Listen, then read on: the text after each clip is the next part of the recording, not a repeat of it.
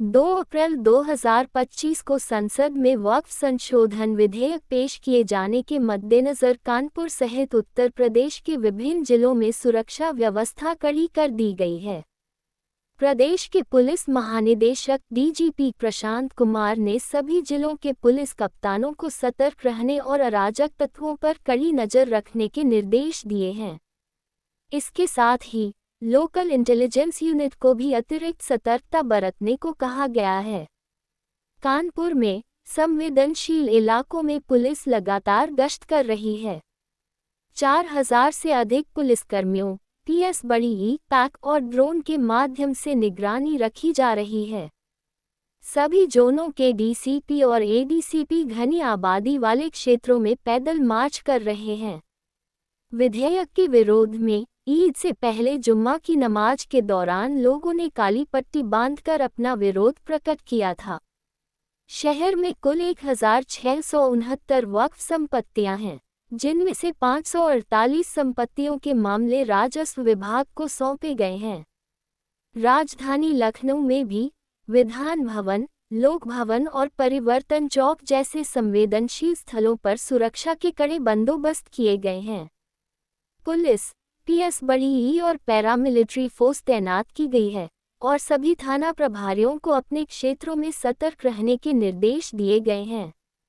प्रदेश भर में पुलिस प्रशासन सोशल मीडिया पर भी नज़र रख रहा है, ताकि अफवाहों और भड़काऊ बयानबाजी को रोका जा सके।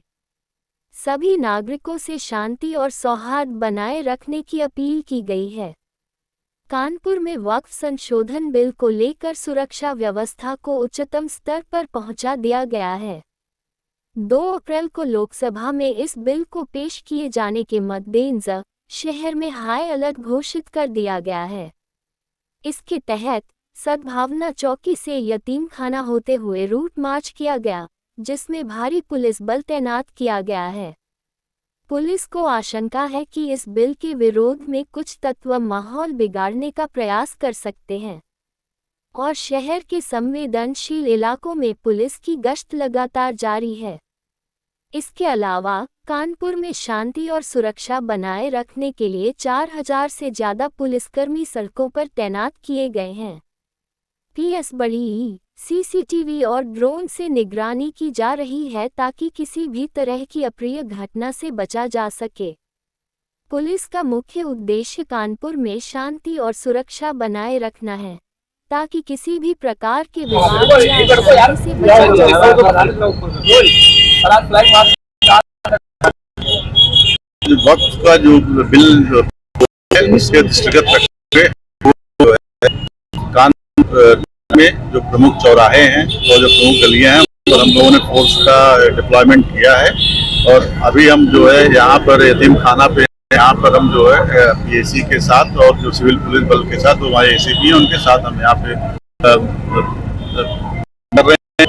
और दोनों गलियों में भी जो है मार्च किया है, ड्रोन के द्वारा भी निगरानी रखी जा रही है और हमारी थानों से भी जो है लगातार संपर्क में उनसे वार्ता चल रही है।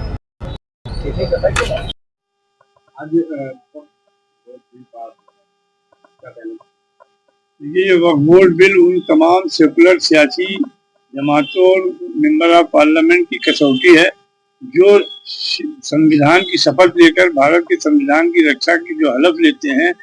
आज वो अपना मत अपने संविधान के अनुसार देना चाहते हैं या किसी खास सियासी जमात और खास गिरोह के दबाव में आकर के देना चाहते हैं।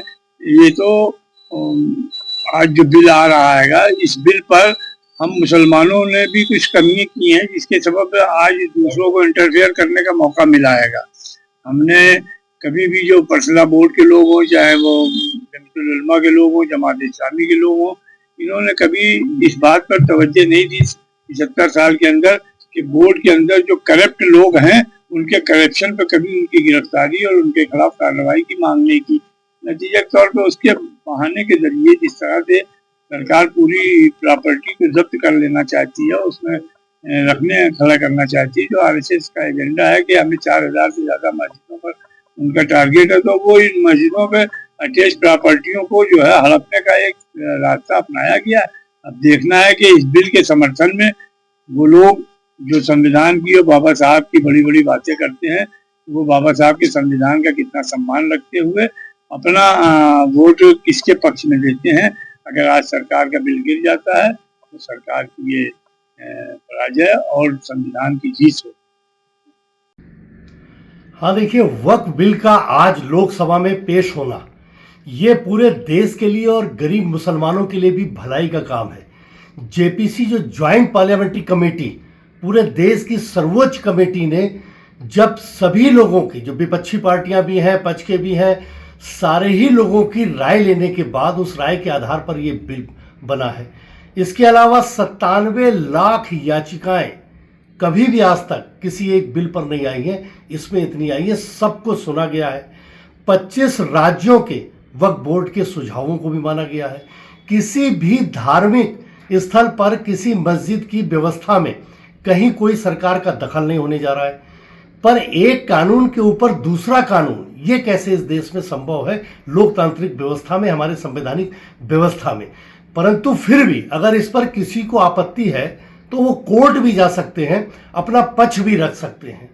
अगर वक्फ बिल के इस पेश होने में कोई कमी रह जाती और देर होती तो आप कल्पना करिए कि जो लोकसभा का भवन है और दिल्ली का एयरपोर्ट है, इसके सहित देश के तमाम ऐसी संपत्तियां हैं जो वक्फ बोर्ड के अंतर्गत आ रही हैं। पहले भी कांग्रेस ने जब इस बिल को 95 के, अगर 90 के दशक की हम बात करें तो उन्होंने भी इसी प्रकार की संस्तुति की थी।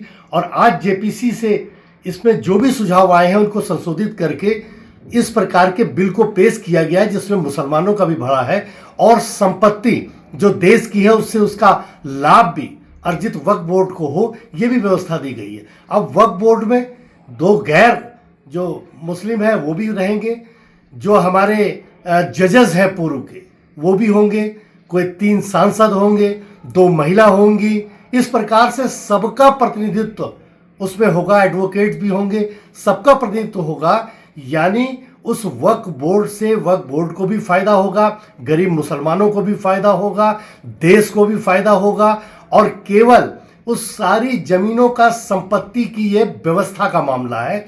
इस पर विपक्षी पार्टियों ने पूरे देश में अनर्गल बयान देकर के केवल मुसलमानों को लगातार वो भड़काने का काम कर रहे हैं, लेकिन वो ये बताने में संकोच इसलिए कर रहे हैं कि मुस्लिमों का कहीं ध्यानाकर्षण इस बिल पर पूरा ना हो, तो जिससे उनका वोट बैंक सरक जाए। इसलिए विपक्षियों में भी आपस में यह होड़ मची है कि मुस्लिम वोट, मुस्लिम भाई बहनों को कैसे भ्रमित करके इस बिल के विरोध में एक करके अपने पक्ष में विपक्ष की कौन सी पार्टी रख पाए।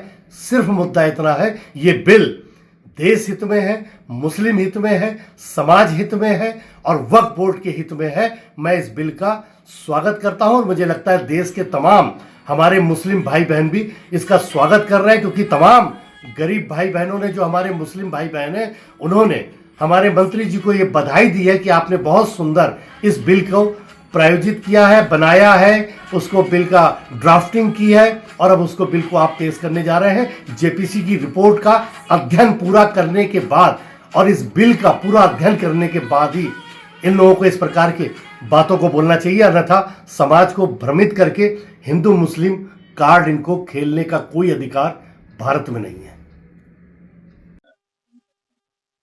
देखिए, संसद में जो वक्फ अमेंडमेंट बिल, संशोधन बिल पेश हुआ है, शुरू से हम कहते आए हैं, देश की धर्मनिरपेक्ष मान्यताओं को मानने वाले तमाम दलों ने कहा है कि ये बिल असंवैधानिक है, डिस्क्रिमिनेटरी है, ये जो है भेदभाव वाला बिल है।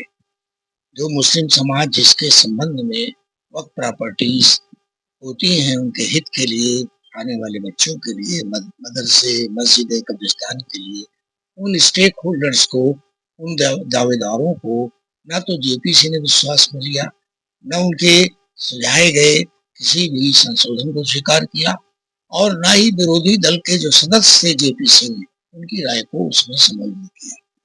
ये बाकायदा अधिनायकवाद और मेजॉरिटिज्म जिसे कहते हैं, उसकी भावना के साथ भाजपा ये बिल लोकसभा में लाई है। इसका पुरजोर विरोध हो रहा है। विरोध करने वाले तमाम लोकतांत्रिक मान्यताओं पर आस्था रखने वाले सदस्यों का हम स्वागत करते हैं, सम्मान करते हैं। और ये पहली बार हो रहा है कि हमारी भावनाओं को देश ने समझा है, देशवासियों ने समझा है और भाजपा की कूटनीति कुटिलता को भी समझा है। इस कुटिलता भरी नीति को सफल नहीं होने दिया जाएगा, ऐसा हमारा मानना है। अरे विरोध में हम पर्सनल बोर्ड के लोग हैं, हमने कहा ना कि इसके विरुद्ध हम बाकायदा संघर्ष कर रहे हैं, शांतिपूर्ण आंदोलन चला रहे हैं। ये बिल न देश हित में है, न समाज हित में है और न लोकतंत्र की मान्यताओं के अनुकूल है।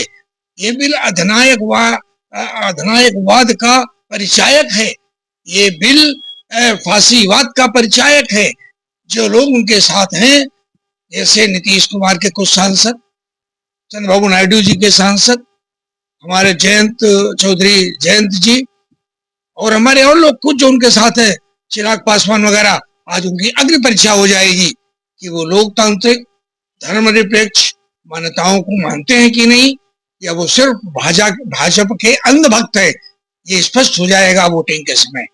तो विरोध तो है ही, उसके समर्थन का सवाल नहीं है।